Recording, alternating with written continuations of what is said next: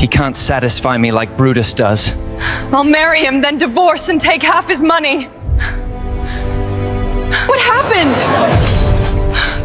Did she really just faint?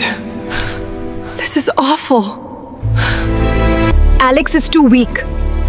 After taking his money, I'll go to Michael.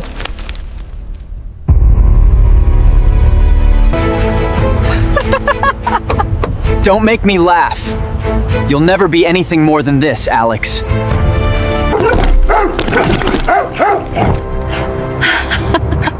Brutus satisfies me more than Alex.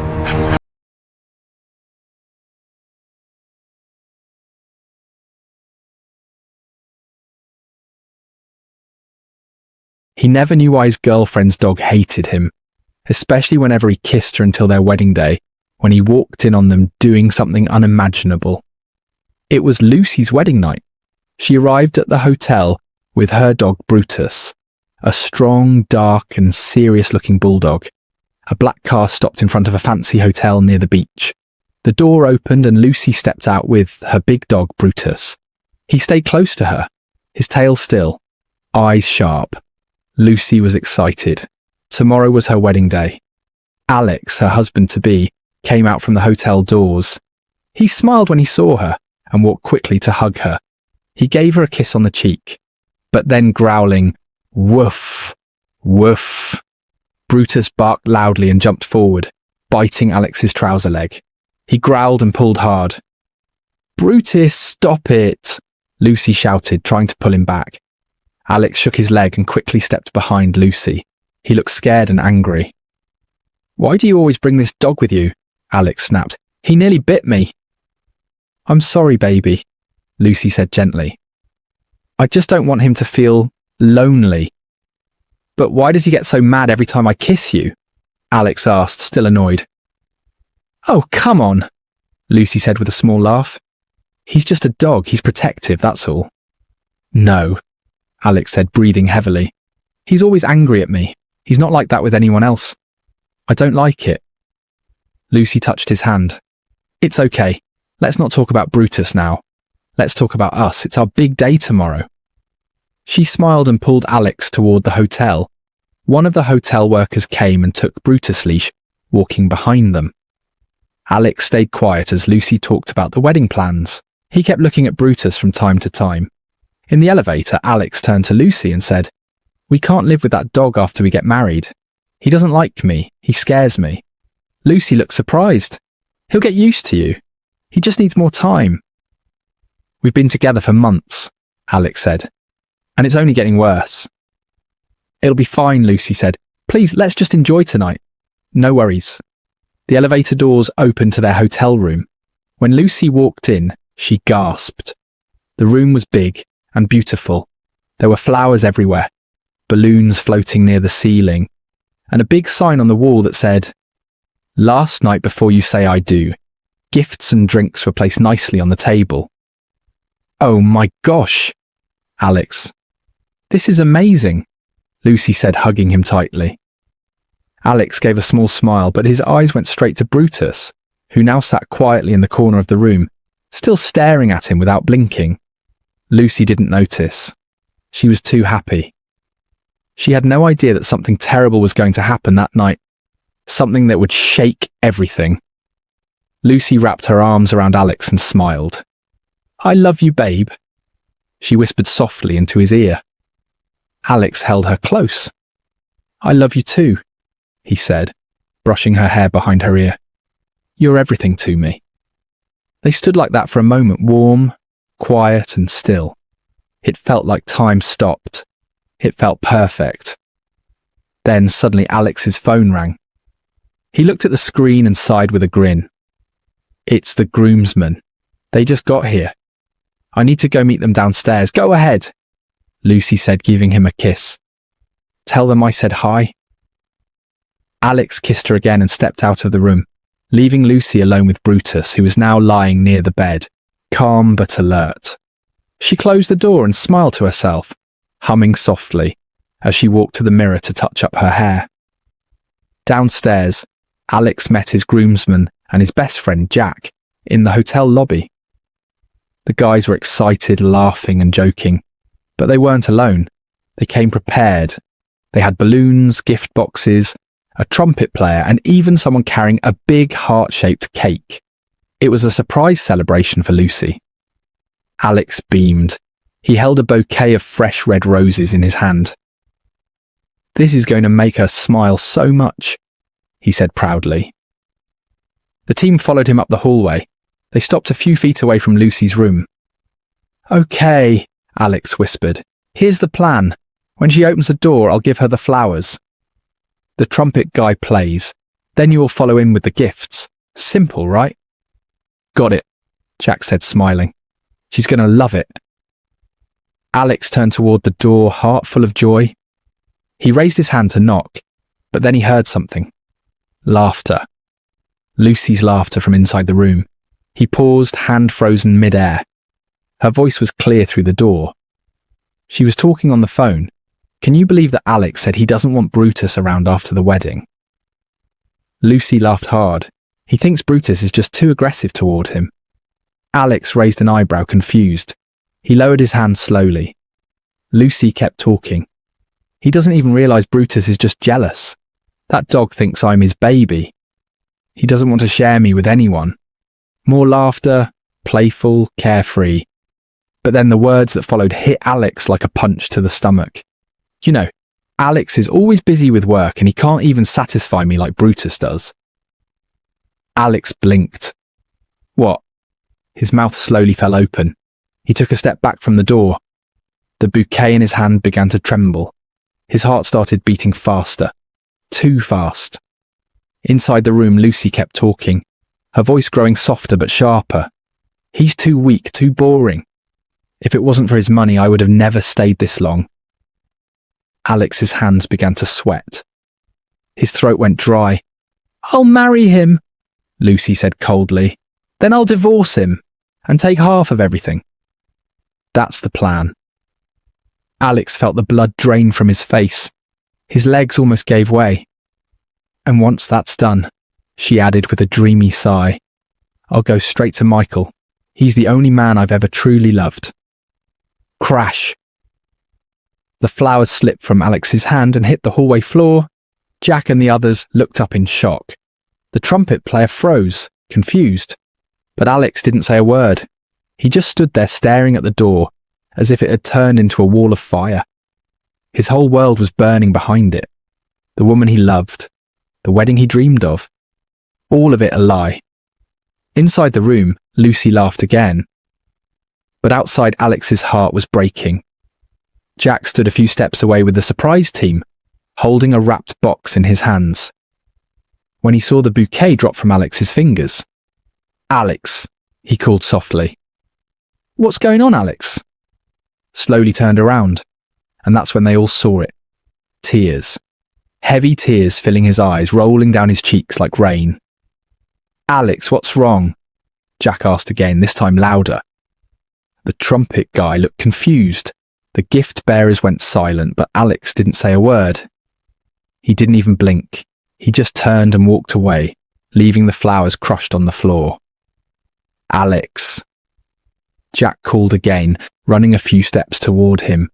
But Alex kept walking, head low, heart shattered and lips sealed. His tears didn't stop. And no one, not even his best friend, understood what had just happened. That night was the worst night of Alex's life. He didn't sleep, he didn't eat. He sat on the edge of his hotel bed, staring at the floor, hands shaking, eyes swollen from crying. Every time he closed his eyes, he heard her voice again.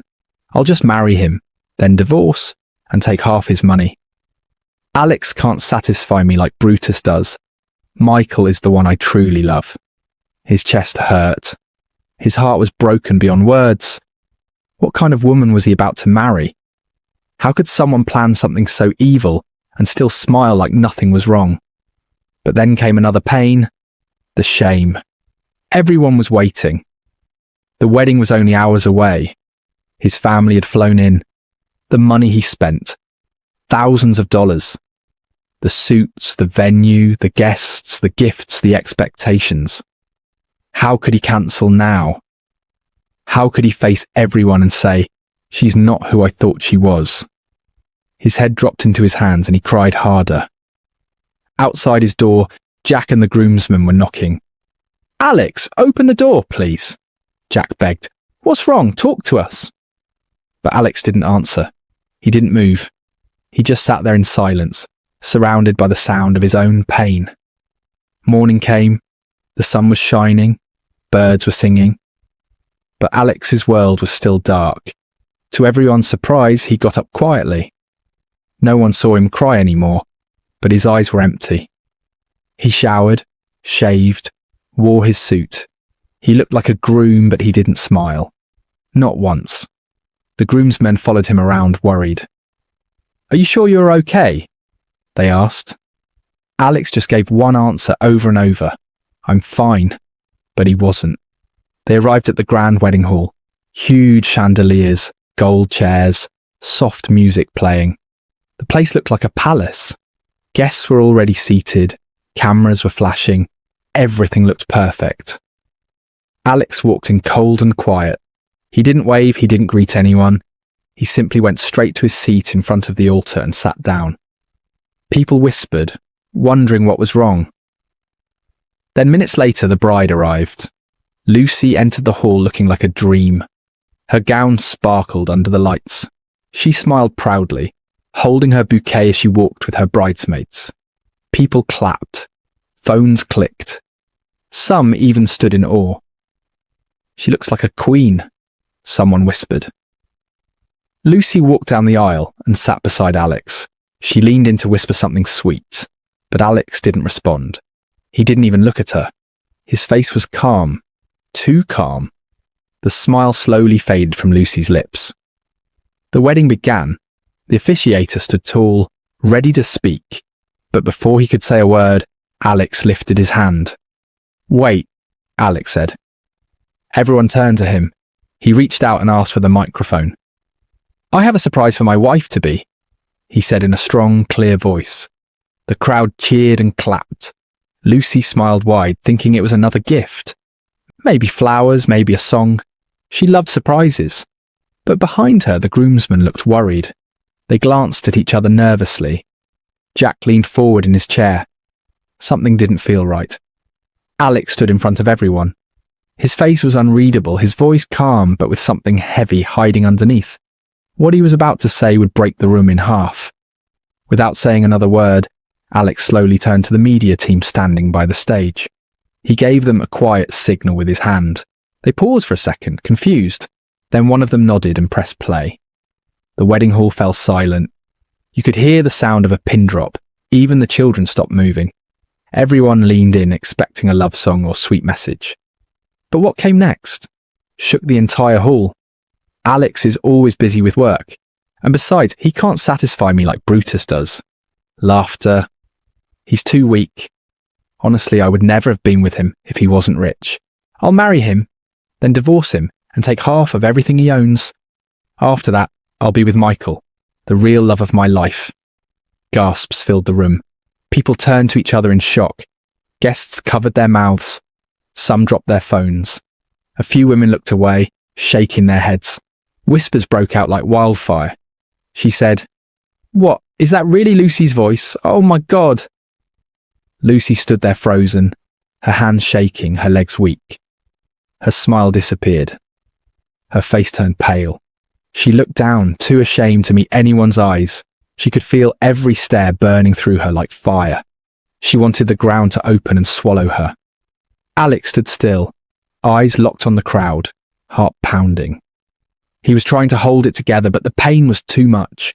He reached into his pocket and pulled out a pair of dark sunglasses. With trembling hands, he put them on, not to look cool, but to hide the tears that were now fighting to fall. Lucy took a step back. She couldn't breathe. People were still whispering. Some were recording. Others were just stunned. Then, without a word, Lucy collapsed to the ground and faint. Alex didn't touch her. He didn't even move. He just adjusted his glasses, took a deep breath, and walked out of the wedding hall with his head held high. The moment he left, the room exploded with noise. People stood up. Others rushed outside. Some shouted, some gasped. The once beautiful wedding venue was now in complete chaos. Flowers were stepped on, chairs were knocked over, but no one cared. All eyes were on the groom, who had just exposed the biggest lie of his life. When Alex got home, the silence of the house felt louder than all the noise from the wedding. He closed the door behind him slowly. Then he fell face down on the bed, his suit still on, the glasses still in his pocket. He finally let go and he cried. He cried like a baby. Not just tears, but deep, painful sobs. Tears soaked the pillow. His chest shook with every breath. His heart felt like it was breaking piece by piece. He couldn't believe it. She had used him, lied to him, planned to destroy him, all while smiling and calling him babe.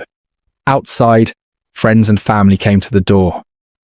They knocked, begged, and called out his name. Alex, please open up.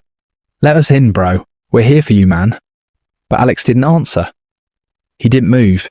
He just laid there broken and silent. Days passed.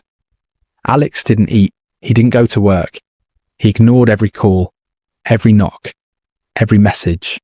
He stayed indoors, drowning in pain. He kept replaying the audio in his head, the laughter, the betrayal. He stared at the ceiling, asking himself over and over, why me? What did I do to deserve this? Weeks passed.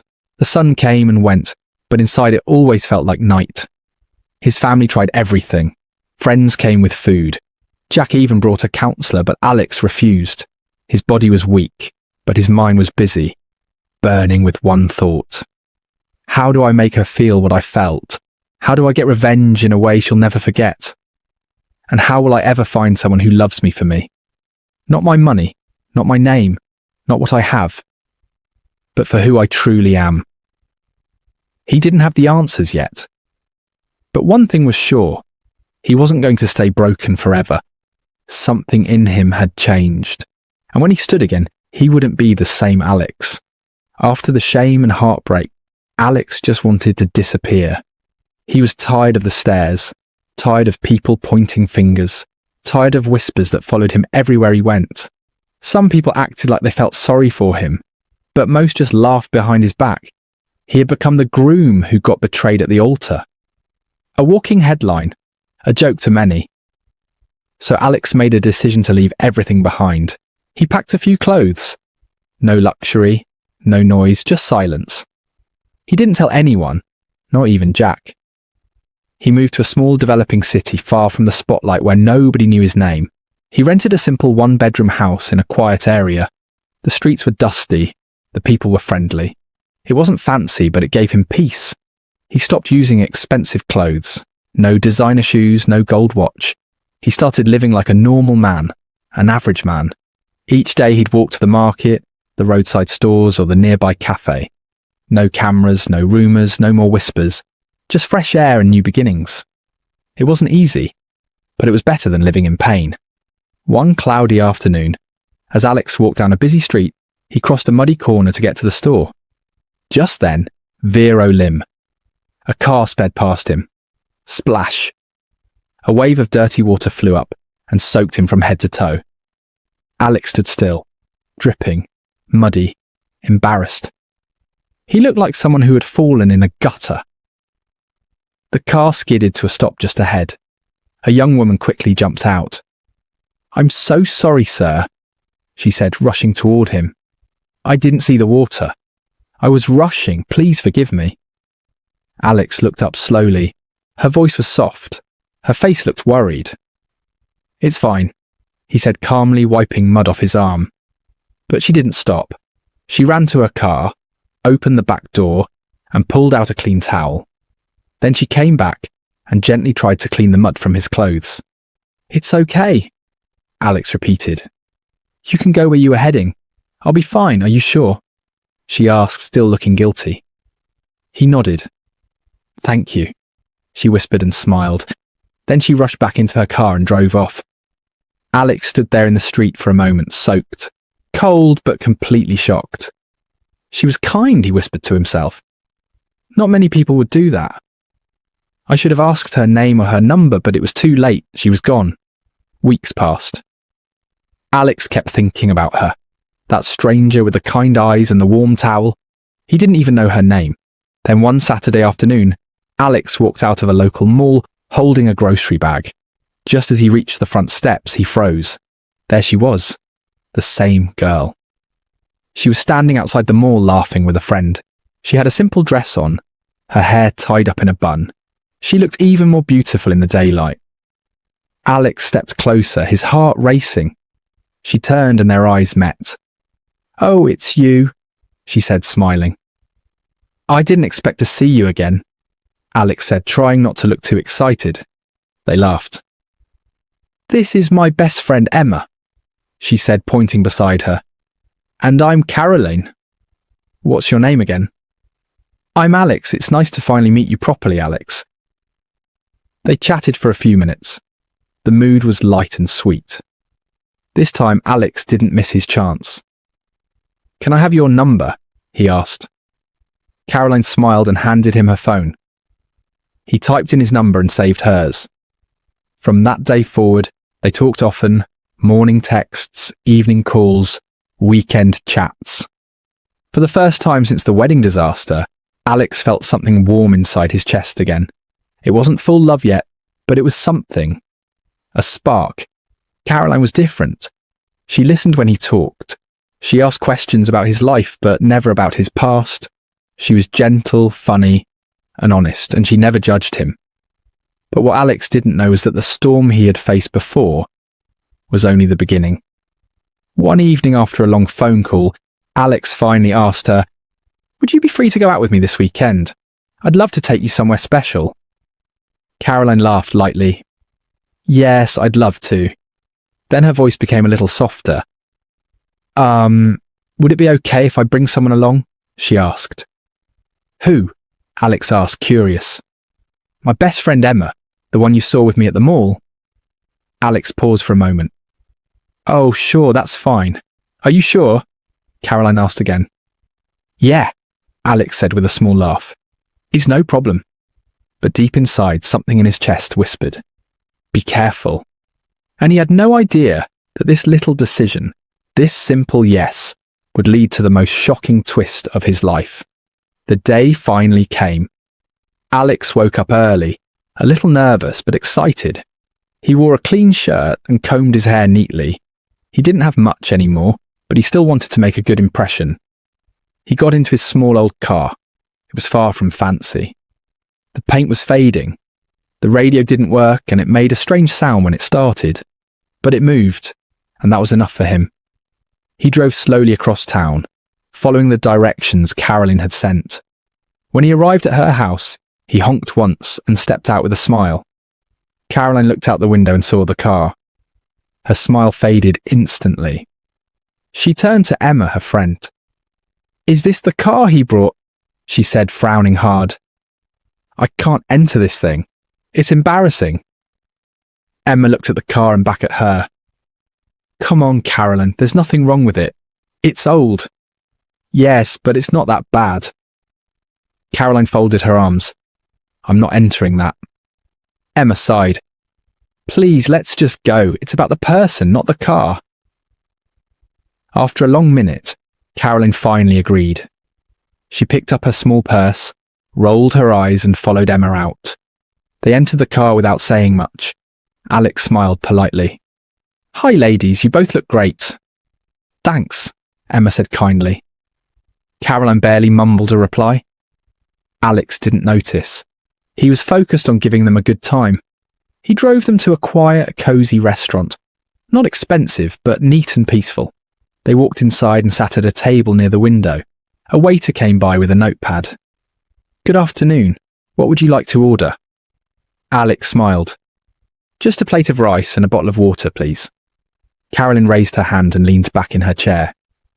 "I'll have a plate of rice, grilled chicken, grilled fish, a side of salad, and your most expensive wine." Emma blinked in shock. She turned to Caroline and whispered, "This is too much." Caroline ignored her and added dessert to the order. Emma kept it simple.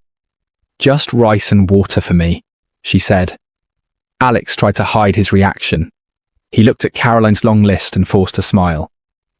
When the food arrived, they all ate. The mood was quiet. Emma noticed that Alex was being careful with how much he ate. She could tell something wasn't right.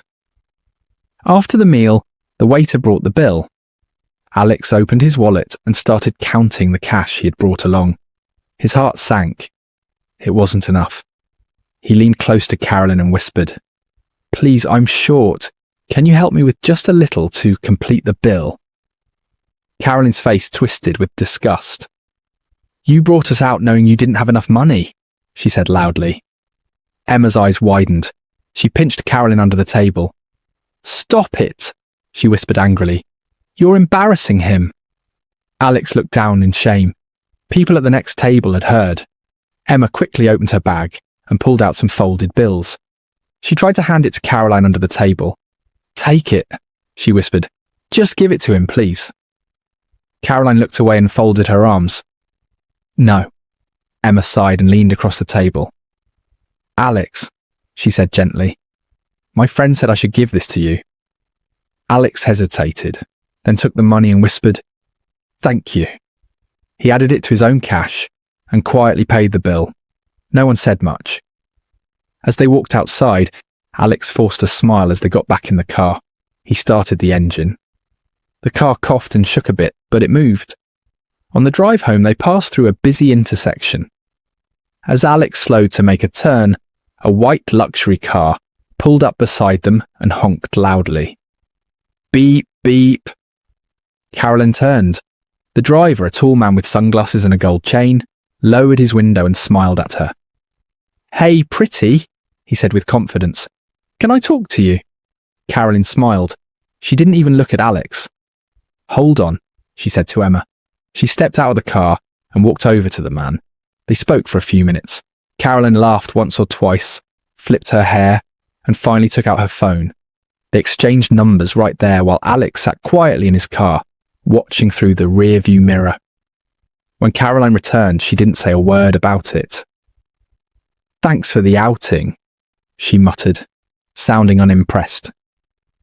Emma said, "Thank you so much, Alex. I had a nice time."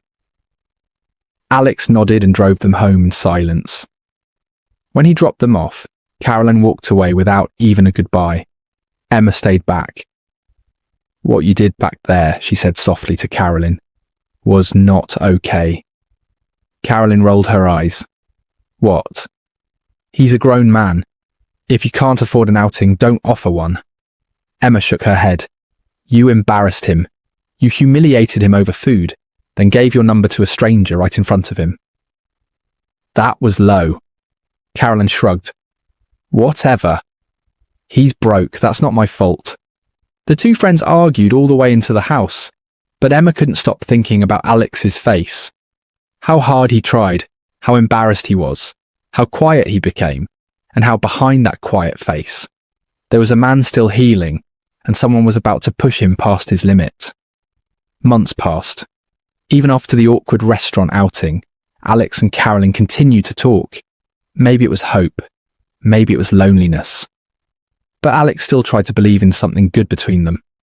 They texted, they called, they met a few times. He thought they were growing closer, learning more about each other step by step. Caroline didn't always treat him warmly, but Alex ignored the signs. He wanted to believe she just needed time. Maybe she'd change. Maybe she'd see past his simple life and into his heart. Then one sunny afternoon, Alex went to visit her at home. They sat on her small couch. She sipped juice and scrolled through her phone, while he nervously picked at his fingers, thinking. He looked at her and spoke from the heart. "Caroline," he said softly, "if I ask you to marry me one day, would you say yes?" Caroline stopped. She looked at him slowly. Then suddenly she burst into loud laughter. "Marry you," she said, laughing even harder. "Like this, the way you are?" Alex's heart sank. He blinked, unsure if she was joking. "I don't blame you," she said, standing up. "I blame myself for even talking to you, for allowing you into my house. You're just a broke, poor thing." Her words hit like fire. Alex didn't move. He sat still, feeling something inside him crack. Just then, Emma walked in from the next room. She had overheard the shouting. "What's going on?" Emma asked, looking between the two. Carolyn folded her arms. "Can you believe this poor man is asking me to marry him?" Emma looked shocked. "Is that why you're yelling like this?" "Caroline, what's so wrong about that? What's so bad about marrying him?" "Then go and marry him yourself," Caroline snapped. "If you like him so much, take him. I'm not stopping you." Emma looked at Alex. His eyes were glossy. His face was empty, but his heart was clearly breaking. "I would marry him," Emma said firmly. "If he has interest in me," Caroline smirked. "Does he even have a choice?" She sneered. "Stop it, Caroline," Emma said sharply. "Enough." Emma walked over and sat close to Alex. Her voice softened. "Alex, please don't listen to her. I'm sorry. I know her words hurt, but don't let them destroy your heart." Alex looked up slowly. "Do you think anyone could truly love me the way I am?" Emma smiled gently. "Yes, Alex. Many women would. You're a kind, handsome man. You have a good heart. That matters more than money." He stared at her. "Would you?" he asked in a low voice. "Would you build a life with me, a family?" Emma swallowed. She paused. "I would have said yes," she whispered, "if I knew you truly had interest in me." "I do," Alex said quickly. "From the day we went out." "I did. I just didn't want to come between you and your friend." Caroline rolled her eyes. "You both can go ahead. I'm not interested. Go ahead and date. Mary, do whatever. I don't care." She gave a fake smile and walked to the window. Just then, a white luxury car pulled up outside. The engine purred like a lion. It was smooth, expensive. The door opened and Mark stepped out. The same rich man Caroline met on the day of the outing. He held shopping bags, designer clothes, shoes, perfumes, shiny boxes. "Baby, I'm here," he called. Caroline screamed in joy. "Mark!" She rushed to the door, hugged him and started opening the bags right there. Mark looked inside the room and saw Alex sitting beside Emma. "What's going on here?" he asked with a smirk. Caroline laughed, flipping her hair. "Can you believe this poor guy's asking for my hand in marriage?" Mark burst into laughter. "This one? This cheap thing?" He mocked, pointing at Alex. "He doesn't even know his level. Look at him. So broke, so basic." Alex lowered his eyes. The pain was deep, but he stayed quiet. But Emma, she had had enough. She stood up quickly and faced Mark. "I don't care how much money you have," she said in a firm voice. "You don't get to insult someone in my presence, especially not him." Mark raised a brow. "And who are you?" "Someone who values people by their heart, not their wallet." Emma snapped. "Unlike you too." The room went silent. Caroline looked embarrassed for a second, but quickly grabbed her purse. "Let's go, Mark," she said, dragging him by the arm. "These people are not on our level." They stormed out together, laughing as if nothing had happened. Alex sat there broken, humiliated, but still holding on to the last pieces of his pride. Emma sat back down beside him. She touched his hand gently.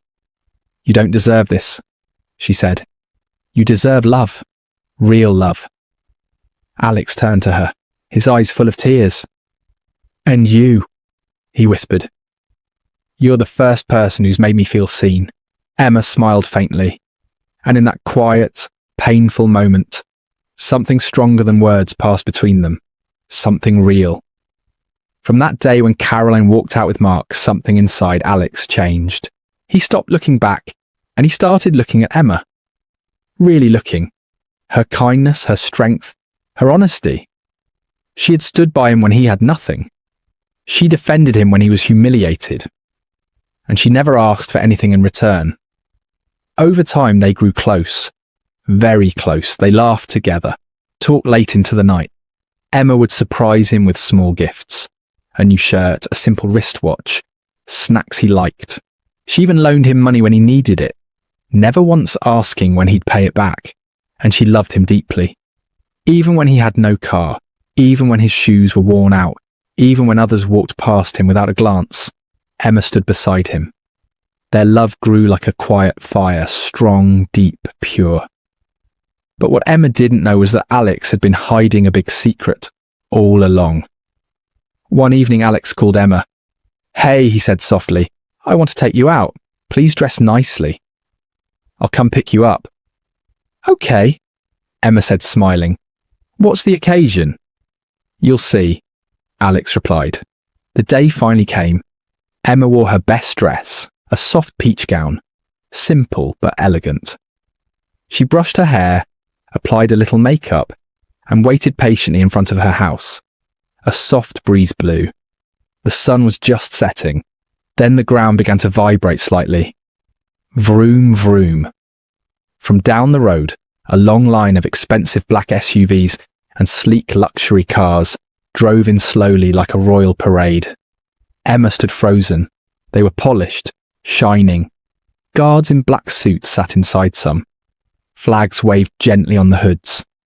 People from the neighbourhood came outside watching in shock. "Who are they looking for?" someone whispered. The car stopped right in front of Emma's gate. The door of the first car opened and a man in a black suit stepped out. A bodyguard. He walked over and opened the back door slowly. Out stepped Alex wearing a dark blue designer suit, shiny leather shoes, a gold watch on his wrist, his hair cleanly trimmed, his cologne soft but rich. Emma's mouth fell open. "Alex," she gasped. "What's going on here?" Alex smiled gently and walked towards her. "I'm not who you think I am," he said calmly. "I'm not poor. I never was." Emma couldn't speak. "These are my cars, my staff, my security," Alex said. "I just wanted to find someone who would love me. Not for my money, not for my name, but for my heart." Emma stared at him in shock, heart pounding. Before she could say another word, Alex gently took her hand. "Come with me," he said softly. Still speechless, Emma nodded. He opened the car door for her like a gentleman. She stepped inside and he followed. The driver shut the door and the convoy began to move. Inside the car, Emma was full of questions. She turned to him, her voice shaking. "You mean you're rich? You're not a houseboy or a helper?" Alex chuckled gently. "No, Emma. I own companies. I just chose to live simply to protect my heart." "But why?" she asked. "Why pretend all this time?" "I had to be sure," he said. "I've been betrayed before. You remember Caroline? She only wanted money. But you gave me your heart when I had nothing." Emma looked away, trying to take it all in. "Where are we going now?" she asked, her voice soft. Alex smiled. "You'll know when we get there." They pulled into a large hotel driveway, a luxurious five-star restaurant built into a modern glass building. The lighting was golden, the doors tall and grand. As they stepped out, staff lined up at the entrance and bowed slightly. "Welcome, Mr. Alex," they greeted. Emma looked around, stunned. "They know your name?" Alex smiled. "I own part of this place." Her jaw dropped. He held her hand and led her gently through the front doors. The lobby was sparkling with lights. A grand piano played softly in the background. Waiters in white gloves stood ready. They walked through a gold-trimmed passage that led into a private hall decorated with chandeliers, roses, and a glowing sign on the wall. The hall was quiet, elegant, and filled with only a few carefully invited guests, which one of them was Caroline and Mark. Every table was dressed in white and gold. Expensive flowers stood tall in crystal vases. Emma looked around, stunned. She'd never been in a place this beautiful before. But as they stepped deeper into the room, Caroline's eyes locked on them from across the hall. She gasped. "Is that Alex?" she whispered. "And Emma." Mark looked up from his glass of wine. "What are they doing here?" she asked again, this time louder. "Who invited that poor guy to a place like this?" Mark leaned back in his chair, watching carefully. Caroline folded her arms. "And who gave him that kind of suit? It must be borrowed. This can't be real." Mark chuckled but didn't reply. Alex and Emma continued walking straight to the front toward the stage. Emma still looked confused. She squeezed Alex's hand gently. "Alex, what is this? What's happening?" she asked in a whisper. "You'll see," Alex said with a smile. Just then, Mark stood up from his seat and began walking toward the stage. Caroline followed quickly behind him, her high heels tapping loudly across the floor. When they reached the stage, Mark gave Alex a small, respectful bow and said, "Good evening, boss." Emma turned her head sharply. "Boss." Caroline blinked. "Wait, what did you just say?" Mark smiled politely.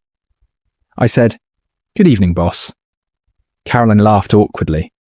"Boss? You're calling him boss?" Mark turned to her with calm eyes. "Yes, he's my boss." Caroline's face twisted in confusion. "I thought you were rich. I work for him," Mark said plainly. "I'm one of his drivers." It felt like the room went silent. Caroline's mouth dropped open. You mean you're not the owner of that white car?" she asked slowly, her voice shaking. "No," Mark replied. "That's one of his cars." "He owns many." Caroline staggered back a little. Emma stood frozen, trying to understand what she had just heard. Mark continued.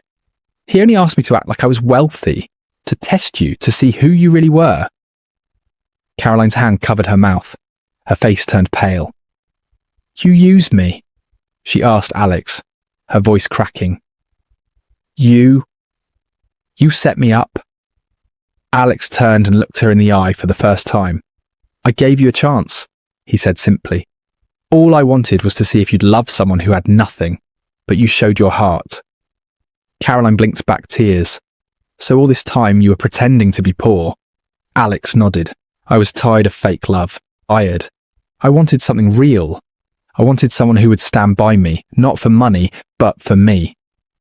Caroline looked at Mark, then back at Alex, then at Emma. Her hands shook. Her voice dropped low. I made a mistake," she said.